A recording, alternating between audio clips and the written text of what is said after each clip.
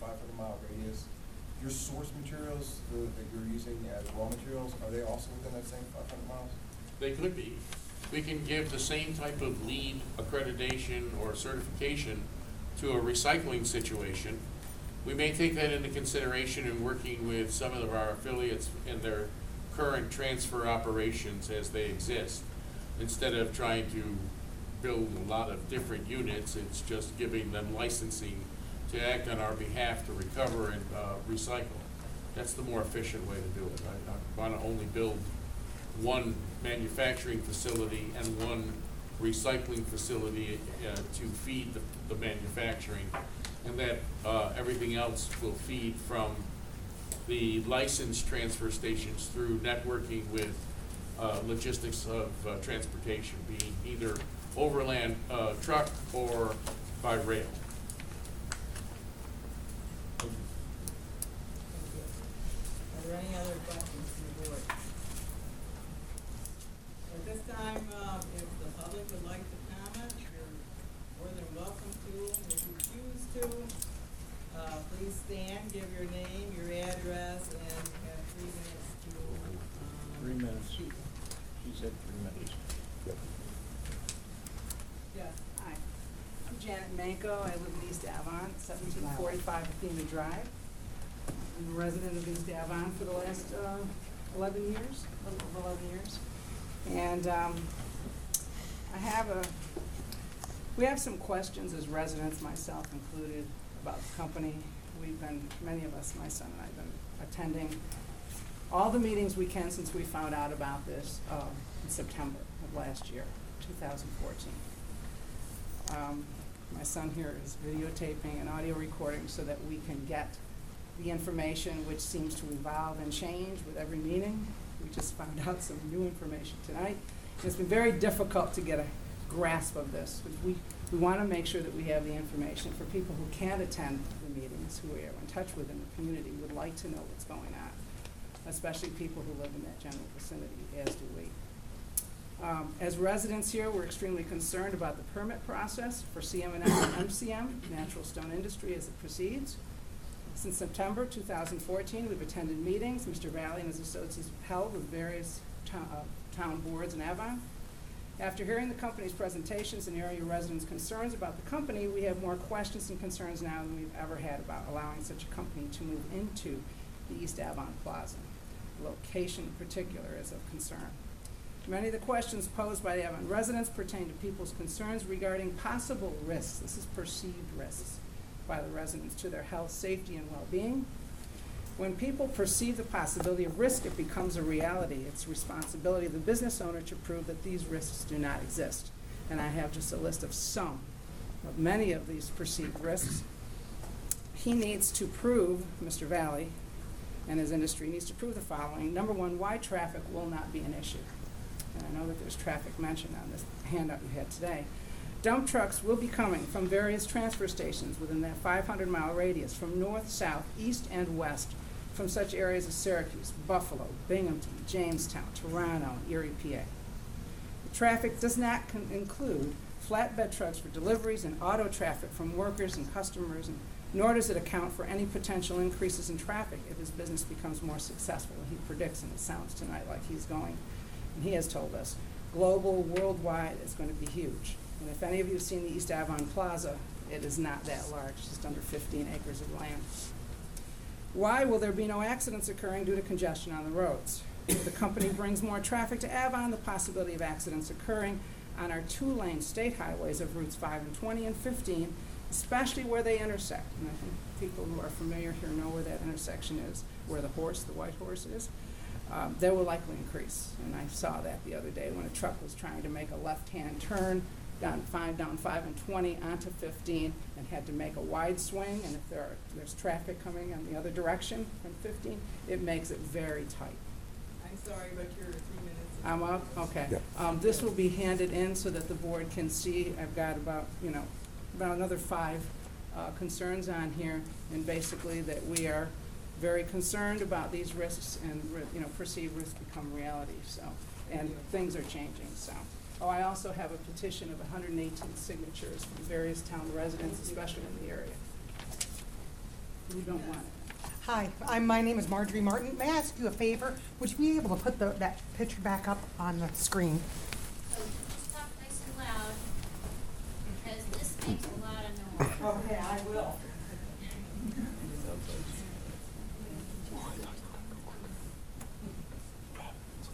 Please don't help us with my 3 minutes.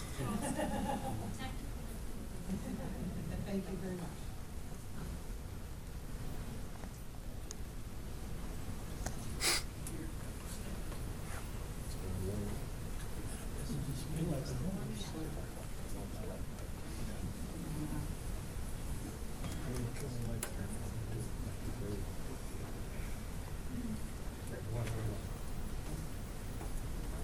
My name is Marjorie Martin.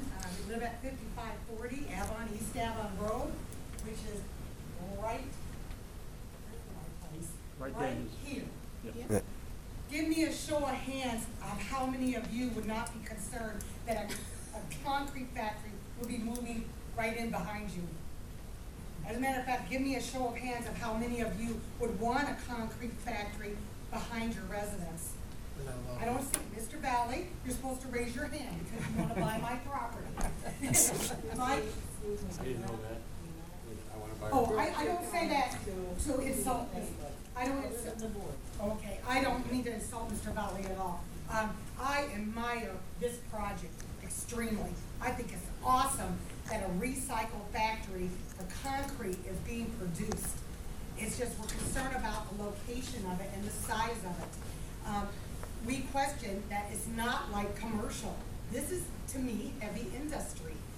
And the other thing about the concrete, which shouldn't, I'm iffy. The concrete is coming from all parts of the country. I believe that concrete is already somewhat polluted because if it's being busted up, it comes from concrete before EPA ruling about how concrete should be made. It's old concrete, but I'm glad to see it getting rid of and recycled into something better. But my concern is that, Mr. Valle, if you are serious about what you have there as suggestions on your sheet, I want to know how we as residents can keep the accountability. Because once I'm a resident, and let's say they move in and there are problems, what recourse do I have as a citizen, really? So anyhow, I thank you for your time, and I thank you to keep in mind, would you want a industrial park of this size? I also do recommend one other thing, possibly to scrap the daycare. I don't think it's the healthiest place for a daycare. I think that heavy traffic is not a help. But that is ultimately up to the parents. I think it's wrong or very nice that Mr. Valle wanted to accommodate the daycare. But I don't believe that that is the safest place for a daycare. It is a concrete manufacturing site. And there will be heavy traffic, especially when eventually, if it blossoms into employing 200 to 300 people. Okay, thank you. Thank you. Are there any other comments? Yes, sir? Go ahead, I'll Go ahead, I'm sorry. Okay, all right. I shake if I can just put this here, it'll help me a little bit. Please your name and. Judith Falzoy, 1739 Athena Drive, 2/10 of a mile away from the plaza. I'm just gonna tell you very quickly, I learned about this first by accident. I know that it's been around for the last 3 years.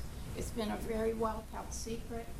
And it was just that someone mentioned something was coming into my town that would be noisy, that would bring in trucks, and it had something to do with the Tappan Zee Bridge. Well, that was too much of a mystery for me to ignore. So I tried to find out what this was, and I could not find out. I foiled our town to get papers, and I saw across the top of one paper, CM&M Concrete Materials Management. And I was being told natural stone, granite. So why wasn't granite management materials? So I learned that it is recycled waste concrete coming in, ice jets, and Janet was right about everything changes. Within hours, things change. The ice jets will break down the aggregate, or to aggregate. It will first break out the cement that holds it together. So although it's not using Portland cement, it's breaking it down into its parts. What I would like you to know is once I got through the emotional part of this, learned a little bit about it, and got away from the emotion, got away from the noise, got away from the emissions, what I started to do was to look at our law. And by looking at our town law, by looking at seeker law, by examining the EAF statements that you've received, and I only saw the short form one, so I've made comment on it. By looking at our town law and deciding it's not the emotion that says yes or no to a business coming in. It's a law, and that's only fair. That protects Mr. Valle's company. It protects me as an investor in the community, in my home, but it's by the law. So by examining the law very specifically, I do not think that this is the correct location by law in our town, not by emotion. It's never been about this business in my opinion.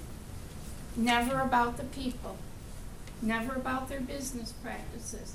It has always been about application of the law in a fair way that protects the businessman seeking an application and me who lives there that may have to give up something. It's what the law says. I cannot tell you this in 3 minutes. We've been going since September. We keep changing things. Sorry, but your 3 minutes This up, is but what thank you I'm very going to much. submit to you.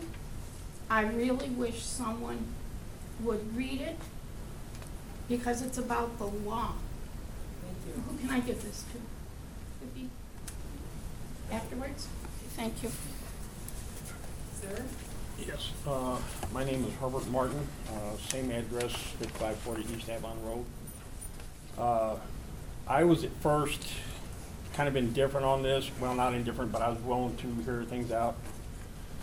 But one of the things that's really concerning me is when we, at the west end of town, we have an industrial park specifically designed for industry, heavy industry. One of the things that Mr. Valle talks about is a railroad spur. Down there by the Barilla plant, there's railroad. I mean, everything is geared toward that. And yet they're trying everything they can to sink money, change plans over and over and over and over. There has been inconsistencies, and it's my concern that I'm beginning to wonder if there ain't something a little bit bigger in all this than what we're talking. And that's my concern that, you know, that I believe there's some political stuff in this personally. That's just my own opinion. But there's some things that a town board, you know, they don't bring up, or a couple of meetings they said they were gonna have and then weren't notified, people weren't notified. And, you know, when Mr. Valle himself said the last meeting that he had about $2 to $3 million just in trying to do the survey on this thing, so to me, why would you keep on trying to sink money into something that is clearly by the town law, just like you said, is not rules, heavy Let me equipment? clarify something. I don't have 2 to 3 million. I'm talking. Sir, there's no interruption. Oh, Yeah, okay. I'm talking. Sir, these are questions addressing the board, comments for the board. I'm so sorry. It's not a debate, it's not a personal issue, so try to keep, sir, your comments just to this board without. Oh, yes. And I realize you're trying very hard, and also, Mr. Valle, if you could just be patient. Well, let me apologize, Mr. Valle, because the way I said that, you know, he could interpret it that I was accusing him. I'm not. But I do think there's some things going on. I think maybe he may not even be aware, to be perfectly honest, that he might be being blindsided. I don't know for sure, but there's just too many things that ain't adding up, and I just want to bring that point up. Thank you.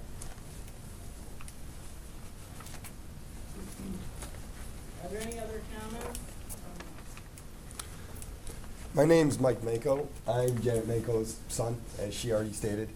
And what I've been doing, as you can tell from my little video recorder, is we've been going to the meetings actively since we first heard of this company, because a lot of details seem to keep changing. And a lot of residents are concerned because they want to know exactly what's going to be moving in. So to ensure the accuracy of the information we're relaying, that's why I have been recording the meetings. And what I have here is a list of different meetings that I've been recording. There's a public informational meeting that Mr. Valle held on December 27th. There's also a planning board meeting from February 3rd, as well as one from March 3rd, and the zoning board meeting from February 23rd. They're each divided into different sections, and I made enough copies for every board member here tonight. I would highly encourage that you watch these videos and just listen to the information that's discussed, because this is the information that we're hearing. And this is why a lot of residents are still very concerned about it. That's all I had to say. Okay. Are there any more comments? Any more comments or concerns from the board?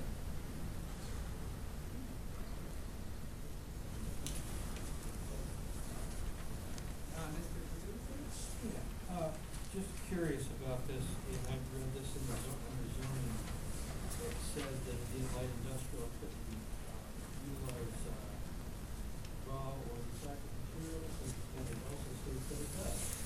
It seems like, is there clarification?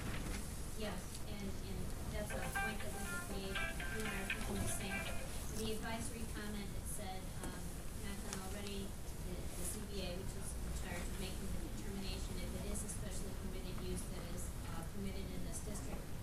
In order to assist the ZBA in this determination, the applicant should clarify the use of raw or recycled material from the past. Is that what you were pointing out? That's what I'm getting at, I'm also getting at, that, does that imply a use variance too? If it's using materials that are prohibited under the special use permit, would that then in this case maybe it would be a use variance?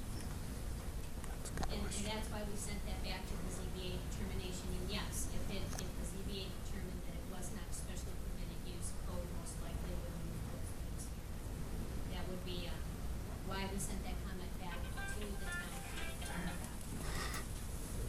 Do they want to talk to you? Can't shut it off. Are there any more, Mr. Weber? Mr. Valle, is it in fact old concrete from concrete bridges, roads? Is that your main source of recycled material? No, actually, the main source is natural stone. Natural stone? Right. And where, could you give me an example of that? What natural stone, how you recycle natural stone, where would it be? Mostly from fabricators or from other stone quarries and or from other stone operations. Concrete comes in through recycling operations like Metallico or something along those lines, and is sorted and categorized and certified or whatever, being processed. Then it's delivered to go into an aggregate scenario. The concrete portion of the recyclable, is that crushed at your facility, your site, or at a separate No, site? it's processed, it's previously processed at another site, and then it's brought to us at a semi-processed state, maybe 4 to 6 inches or whatever in an aggregate size, and then we size it through the Agrimax system. Is a screening system. It cuts the material and fractures the material, and then the reduction of that size then categorizes the size of the particular aggregate through a screening system, and or whatever we're calling for the production schedule. That's the finished processing that would be conducted with the aggregate. And that size aggregate, the 6-inch size, would that come in, what, a tractor trailer dump bodies, or what kind of a transportation mode would that be arriving at your facility? They would be a tractor trailer type, dump body type thing, or bottom feeder conveyor type scenario, or either or. Not dump truck type scenario. But it's not pelletized, doesn't come in crates? No, it comes in a bulk.